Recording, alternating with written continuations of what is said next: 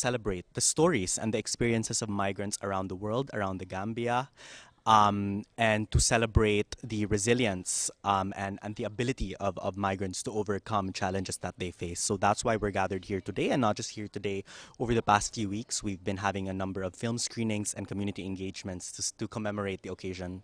Mr. Alazaz further highlights the important role migrants as messengers play in our society. It's very important that we have the Migrants as Messengers volunteers because they've been through different journeys and have different experiences to share. And so we really believe in the concept of peer-to-peer communication, where they are communicating to fellow young people, communicating with their peers, to help shape positive behaviors around migration. The IOM office in Banjul started operating in 2017. Miko described their work as successful with the help of partners. I think we have registered a lot of successes, not just really to the credit of IOM, but to the credit of all our government partners, civil society partners, donors, partners in the academia, media. It's a whole concerted effort, and there have been many successes in terms of supporting the reintegration of thousands of returnees who have been through very horrible journeys. There have been a lot of successes. Nonetheless, there are many challenges, and there is a lot of work that still needs to be done, and we have to recognize that. And I think today is the day that we reflect on, in 2022, what can we do more and how can we work together to do more to protect migrants and to make migration beneficial to everyone. Ibrahim Sambu, a member of the Migrants as Messengers Network and a returnee from Libya, shares with us what this day means to him. The day is a day that, remind us as migrants. The day also is very important to me because it was the same day, the same month that I left Libya and I came through the help of the IOM to the Gambia. And it also reminds us about migration generally.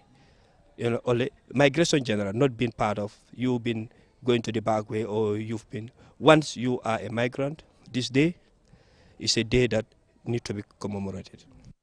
International Migrants Day this year falls almost exactly 70 years after the Brussels conference that led to the establishment of the organization that in 1989 was renamed the International Organization for Migration.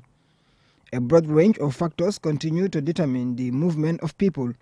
They are either voluntary or forced movements because of the increased magnitude and frequency of disasters, economic challenges, extreme poverty, or conflict. Babu Karsi, QTV News. Babu Karsi there on International Migrants Day. Now, Shea Hamdan Senior Secondary School held its 11th graduation speech and prize-giving ceremony on Saturday at the school premises in New Yundum. More in this report by Ajibintu Drame.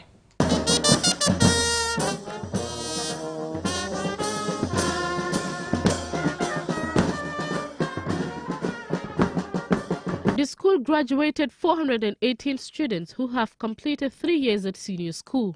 Dressed in their smart gowns at a colorful ceremony accompanied by scout band, the event was attended by parents, relatives, friends and ex-students. For the first time, a sister school from Bignona in Kasama, Senegal graced the occasion. Imam Mohamed Sarr, chairman of the Board of Governors at Shea Hamdan, explains. Graduating girls, preparing them to be the role models of the mothers, to be the role models of our wives, to be the role models of sisters. But we found that it should not stop there. It has started to empower girl education, but since successfully the school is doing wonders. Mohamed Mumin Ibrahim, regional director of the Al Maktoum Foundation, expressed appreciation and congratulated the graduates. Keba El Jain, principal of Shea Hamdan Senior Secondary School, says they are delighted to graduate students educated and trained in both character and learning to an appreciative level. He added that the school achieved academic success amid the COVID-19 pandemic. The release 2021 was resolved. The total number of candidates who sat to the examination are 418, out of which 334 results have been retrieved from the system. So far, out of 334 numbers, 220 scored 5 credits and above. Drama and poems on democracy and anti-tribalism were showcased by junior students to send a clear message on issues affecting our society. Kausu Sise, guest speaker at the occasion, gives a word of advice to the graduates. We live in a community. We live in a society.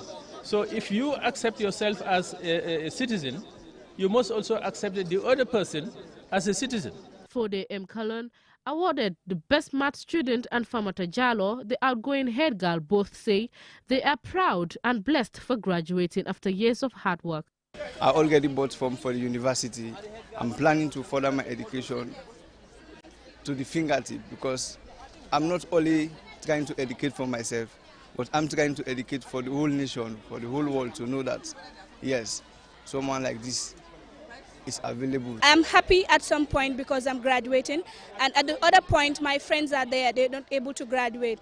So there is one message also I want to send, that is, if the Ministry of Education can help students that are not able to pay their school fees due to making this day successful. Established 20 years ago by the Al Maktoum Charity Foundation, the school used to be an all-girls school to empower girls' education. In 2017, the school became a male-inclusive institution. Prizes were presented to outstanding students at the end of the ceremony. It is hoped that the wise word of advice to these graduates from various speakers will forever resonate with them and guide their future endeavors. Ajibintu Drame, QTV News. Congratulations to the graduates. Now, it is often said our society does not cater for differently abled. On Thursday, QTV visited the St. John's School for the Deaf for an interview about the challenges they encounter due to deafness and possible solutions. Zainab Haidara has more. The population of the Gambia is approximately 2.5 million, of which approximately 39,000 are deaf or hard of hearing. Although it is common to use such term, the term people with hearing loss is being used more frequently, being deemed more inclusively. However, some people who were born deaf or hard of hearing do not think of themselves as having lost their hearing. In the Gambia, St. John's School for the Deaf was established to ensure deaf children could acquire quality education. Daniel Mendy, the principal of St. John's School for the Deaf, outlined some of the challenges they face in ensuring they provide quality education for the students despite these challenges. Mobility is our biggest problem. Many times, if you notice, if you walk along the streets, you see the children trekking. Barely up to around 6 o'clock, you still see them walking, some of them. Because to board these public transports, they don't realize, because the deafness is not conspicuous. You don't see it in them. But the way they and manner they do things, then you suspect that this is a mumu. That's the name they give them. But we don't call them deaf and dumb. It's never deaf and dumb. Not everybody that is deaf is dumb. So you see, a lot of other things are there. Some of them, when they are admitted into the school, they have problem of accommodation. Because from here up to Koina, some deaf kids coming from Fulabantang, from Basse, in those years, Farafenye, and other places, when they move into the combos, problem of accommodation is always there.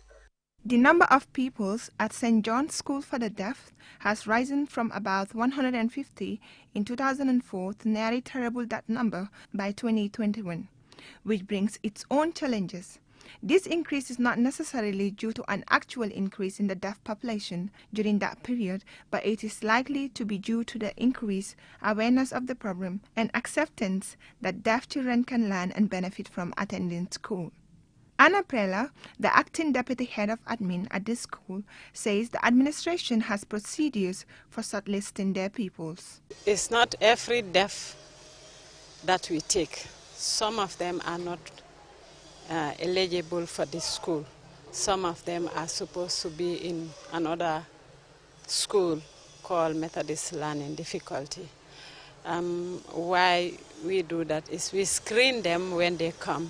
We cannot just stick everybody on board because some of them are not suitable for this place. Binta Nyangado, one of the teachers, take us through the process they use to communicate with the students. From 45 to 50, stop. the measure stop 45 to 50. Is it correct? It's not correct. Which one is correct? And see which one. See. According to the principal of the school needs support from all institutions and individuals in the sector of mobility vehicles, foodstuffs, and of course, school materials. For QTV News, I am Zainab Haidara. From that story by Zainab Haidara, we will now go for a short commercial break. And when we return, we have some more stories for you. Do stay tuned.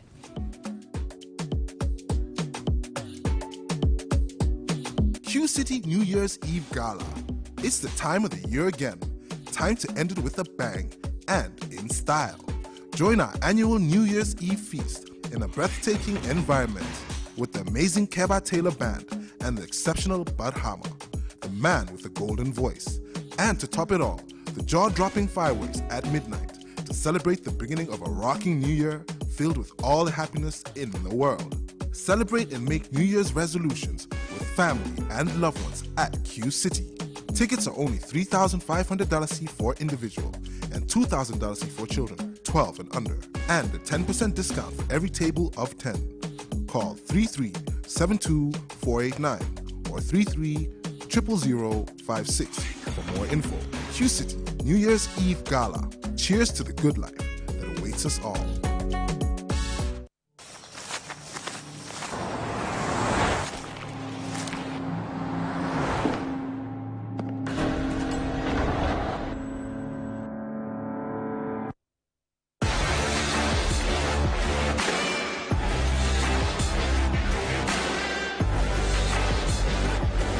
Begin your SUV life.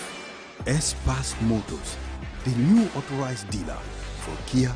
Visit us today or call us on 3522-222, 353-2222.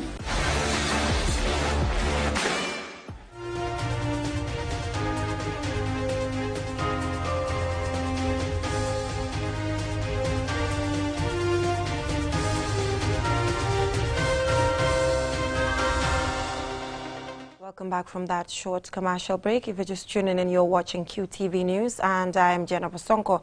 Now, Front Star Driving School under Front Star Company on Saturday conducted a field exercise for its 5th batch of trainee drivers to assess their level of competence and qualification after undergoing a month professional training. Alusise watched them in action, and he files in this report. Upon qualification after this test, these 15 students who participated in the exercise are expected to be issued their driving licenses and certificates at a formal graduation ceremony at a date to be determined by Front Star Driving School. Speaking on the sidelines of the exercise held at the Bottrop Senior School football field in Brikama, West Coast Region, Amadou Diallo, a veteran training instructor, said the exercise is meant to demonstrate the students' level of understanding of basic skills required to drive. According to him, if they are not satisfied with the performance of any trainee, that means he or she is not good enough and is asked to go back to the school and do more training.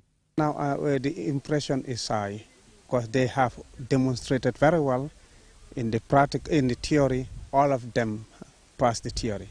Now we are at the practical side of it because we normally give them a book. The day when you paid in the school, enroll in the school, they give you the theory book, which you know that you will go, it is yours to learn it before you start the practical. All right. I'm really impressed, and they are responding very well of what we taught them. Jamanti Jajusi, chief instructor with Front Star Driving School, said a high number of road accidents are caused by people who go on the road, pick somebody who does not even know the code signs or the basics of driving to teach them without a good standard of training. I'm urging all Gambians to come to Front Star Driving School to know how to drive. Not only knowing how to drive, but also knowing the traffic rules and regulations. Antoinette Mendy, Front Star's manager for social services and head of the driving school, called on citizens to make best use of the driving school to get all the skills required before using the highways to minimize accidents. Front Star, our main office is at Canifin, just after the Red Cross at Westfield. And of recent this year, we have a new branch at Brikama, located just adjacent to the Brikama Red Cross.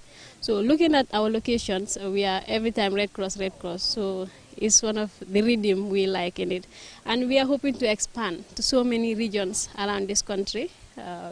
From Carton to Koina, Frontstar is hoping to go to so many places just to make sure at least we play our quota in the national development of this country. Bafujang and Frumus Korea, both part of the group of 15 trainees, say Gambians should do away with conventional methods of learning to drive, where people will hire anyone to train them to drive, and after being able to move a car, they think they are okay, which is not enough.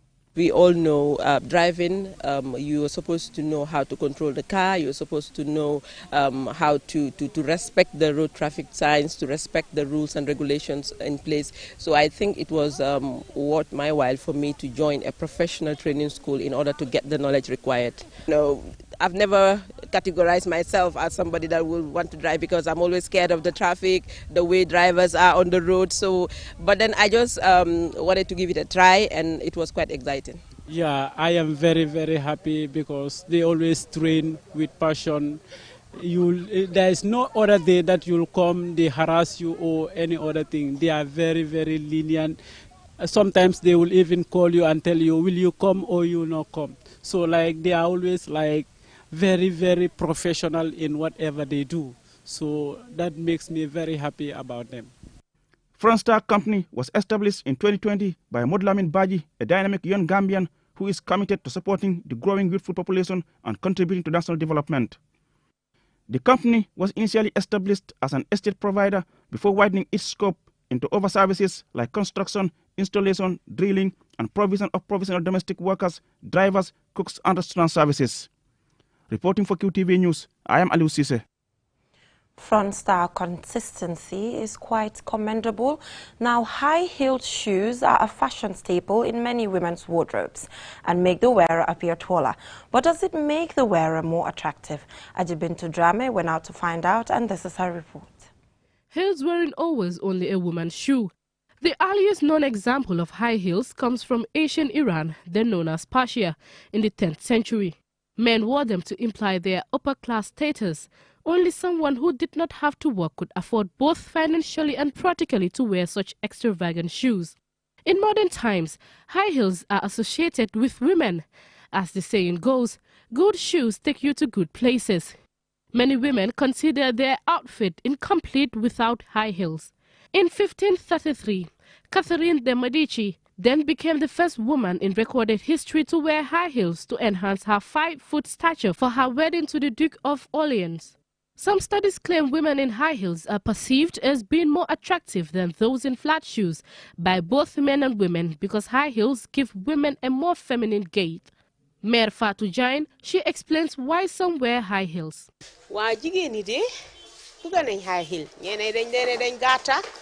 Women love high heels. Some wear them because they are short, and they feel incomplete if they don't wear heels. Some can't even walk with flat shoes because they just prefer wearing high heels and can walk in them. Others can't really walk in them. Tida Dabo and Yaawa Drame also share their thoughts. I wear high heels when I am going out to parties, though I prefer flat shoes. However, wearing heels completes a woman's outfit. I prefer high heels. It depends on the occasion, Tamit. I prefer high heels, but it depends on the occasion. Sometimes when I am going to less important places, I can wear flat shoes. I love wearing heels because they match my outfit, especially when I wear African clothes. High heels are more suitable. The price to pay for this admired look may be the formation of blisters and pain from wearing this type of shoe. Women who wear them often tend to have lower back, neck and shoulder pain because the shoes disrupt the natural posture of the body, which can then even make wearing flat shoes uncomfortable. I'm not time you like high heel. Why high heel you good you like a tomoko. There was a time I loved wearing high heels, but I don't like them anymore because whenever I wear them, I become uncomfortable and my bladder hurts. Mbaba Jallo, owner of a fashion shop, says the trend of women wearing high heels has moved to the wearing of low heels or wedges. xam nga bu njëkk nit yi daala yu gudda rek dang daa gis koo xam ne sax daf day jënd daala yow bu ko sol sax daf laa óor ne lii mënu koo doxee de bot. In the past, women were not that exposed. They loved buying high heels. Some bought them even though they could not walk in them, because that was the trend. Now, women have moved to wearing lower wages or heels. People in the business know that, and they don't import lots of high heels now. High heel shoes are highly significant and part of the criteria in the modeling industry, including here in the Gambia. In Japan and in the UK, campaigns against women having to wear heels gained a lot of support. In the Gambia, high heels seem to go in and out of fashion periodically. Looking at photographs over the decades, it is clear some of those wearing high heels now are the granddaughters of those who did so in the 1960s. Ajibintu Drame, QTV News. Interesting piece there by Ajibintu Drame.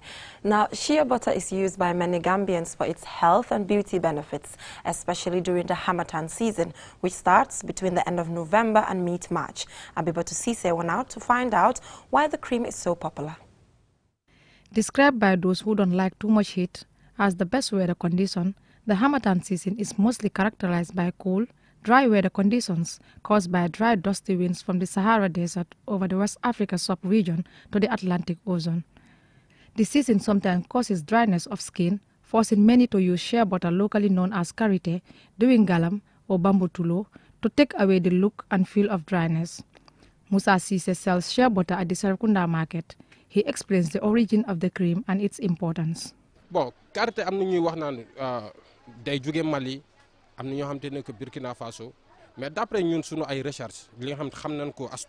Some people believe that shea butter is from Mali, while others think it is from Burkina Faso.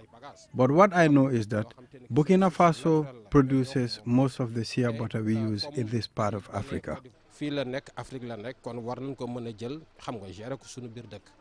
Shea butter serves as a skin moisturizer and its lucrative business during the Harmattan. It is used for both traditional and modern cosmetic purposes. Ndei Job, who also sells shea butter at the Serekunda market, says the butter has been used for centuries and that is affordable and good for the skin, preferably during the Harmattan. This is my job during the Harmattan. I sell shea butter and my clients confirm to me that it is good for the skin.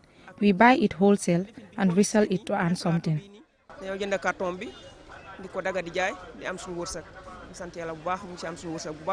Modu Fai is another shea butter vendor. He explains how the butter is produced and its benefits. Karité garab la garab bo xamni karité la dom lay don ñu toj ko do ko togar mu don karité. Shea butter is produced from a tree. When the seeds are harvested, the oil is extracted from the seeds and then undergoes a heating process. We finally produce the shea butter. It is used on babies to strengthen their bones, and it is effective for treating joint pain. According to research, shea butter can soften the skin, boost skin moisture, and has anti-inflammatory and anti-aging properties. As the Gambia experiences the Harmattan season, the demand for shea butter is on the rise, as many people use it to moisturize their skin or for other medical reasons. For QTV News, I am Abibatu Sise. That is all we have time for in this edition of QTV News. Join us on Monday for more news. But meanwhile, you can also join us tomorrow for the Week in Review. Have a great weekend.